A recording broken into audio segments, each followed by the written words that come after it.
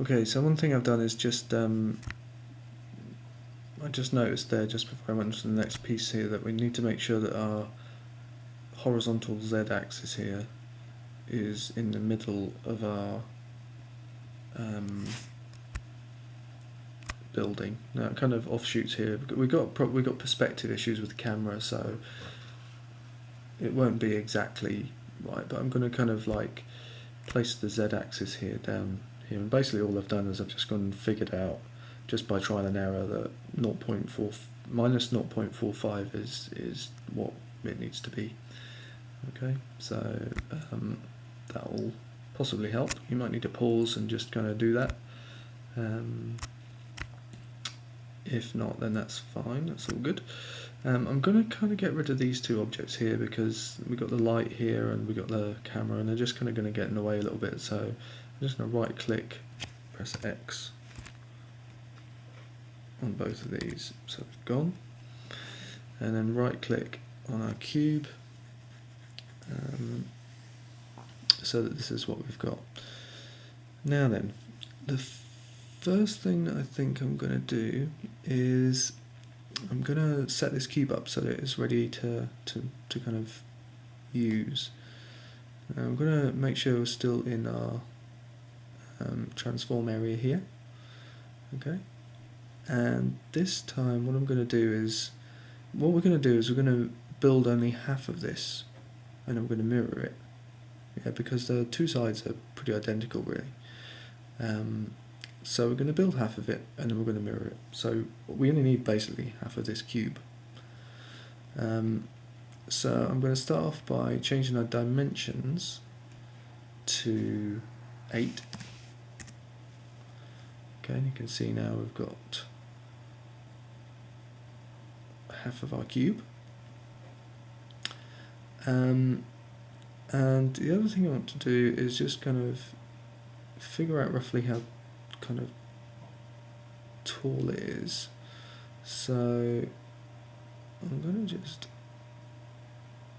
in fact this is probably a really good opportunity to start thinking about where this is resizing. This is resizing from the middle, and what I'd really like is for it to resize from the floor. You can see if I turn up my dimensions, it expands out from the middle outwards.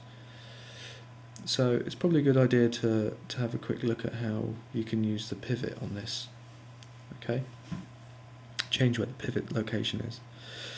So what we'll do is we'll press our middle mouse button and just kind of rotate out of the way here a little bit. Okay, and then what we're going to do is we're going to hit the tab key to go into edit mode. Okay, and then we're going to press A just to deselect everything. Okay, now here's our object, and what we want to do is we want to, this very back vertex here, right click it, the very back vertex, do a quick right click, and then if we go down into our mesh menu, our select menu. No, in fact, no, it was right the first time. Mesh menu. Go to snap, and we choose cursor to selected. Okay, what that does is it puts our little target cursor here on top of the vertex that we've just selected. Right. Now what we want to do is move the pivot point here down into here. Okay, and we can only do that back in object mode, so we need to press tab again, tab, and then we need to go into the object menu, and we need to go into the transform area here, and then we need to do origin to 3D cursor. So the pivot point in Blender is actually called origin, and now we can see that the area that is everything's going to kind of move from and turn around will now be in this bottom corner here. So let's have a look and see how that works. So press number 1 on the keyboard. Okay, and we've got our scene again. You notice the orange dot has gone. It now resides down here. So let's do some things. Let's change the location Z to 0. Now it's kind of snapped right there, which is great. Next thing, let's have a look at our dimensions and see how tall we get. So I'm going to kind of guess around about there. So let's call that 4.4, just to be precise. So we've got 4.4 tall, 8 wide. The Y depth, we're going to double it up again as well, so in terms of the depth of the building. And I think I kind of worked out that the depth of the building was around about, I think it was about 4.